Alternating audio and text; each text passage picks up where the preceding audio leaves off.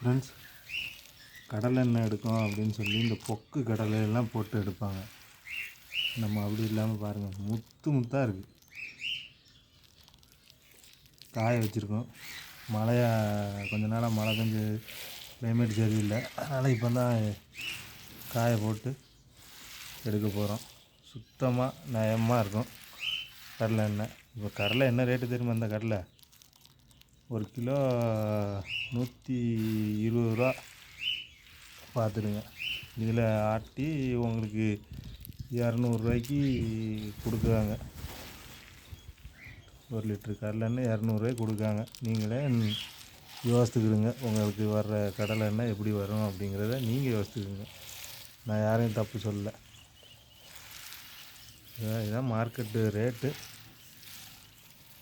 உங்களுக்கு வேணும் அப்படின்னா, என்ன வேணும் அப்படின்னா கொஞ்சமாக ஆர்டர் கொடுங்க, அனுப்புகிறோம்.